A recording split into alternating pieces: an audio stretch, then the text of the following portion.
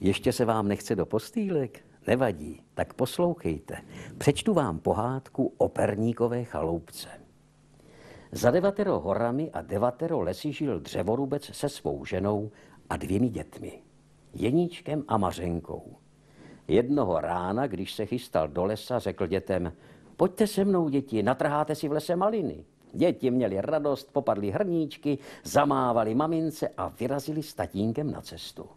Malin bylo všude tolik, že se les červenal a děti si trhali jednu za druhou.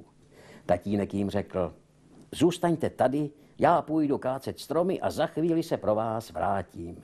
A vypravil se hlouběji do lesa. Děti jedly a mlsali, i hrníčky už měly plné malin, když tu si všimli, že už dávno nejsou na pasece, ale hluboko v lese a slunce pomalu zapadá. Asi jsme zabloudili. Co budeme dělat? Vždyť už je úplná tma, strachovala se Mařenka. Neboj se, Mařenko, chlácholil sestřičku Jeníček. Vylezu na strom a porozhlédnu se, jestli neuvidím světýlko. Vyšplhal tedy na vysoký dub a volal dolů. Mařenko, vidím světýlko, určitě je z našeho domečku, půjdeme tím směrem. Prodírali se větvemi stromů, zvuky lesa jim naháněli strach, ale pokračovali v cestě dál a dál.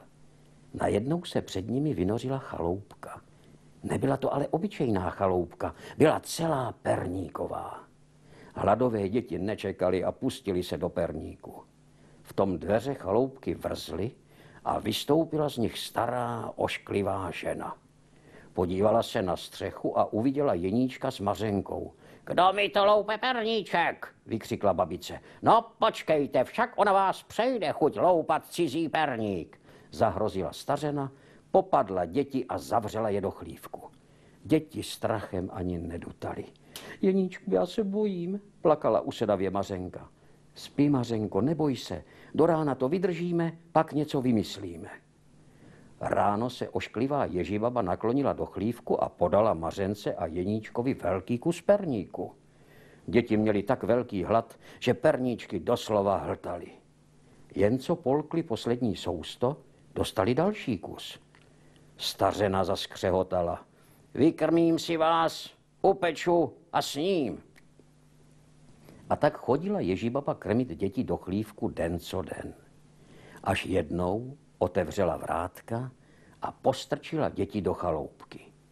Tam už byla připravená rozehřátá pec a lopata.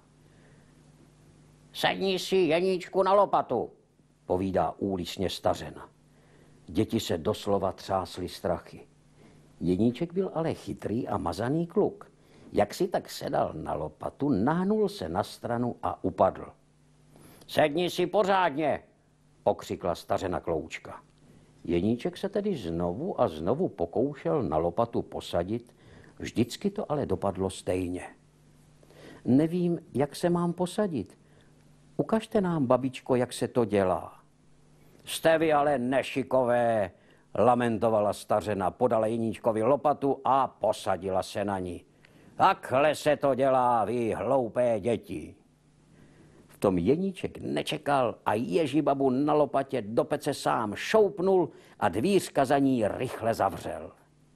Děti na nic nečekali. Rychle vyběhli z chaloupky, utrhli si na cestu ještě kus perníku a utíkali směrem, odkud včera přišli.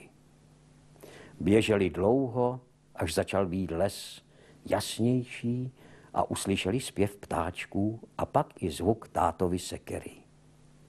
Uplakaný tatínek je radostně vítal a hned zavedl domů k mamince a všichni se s radostí objímali.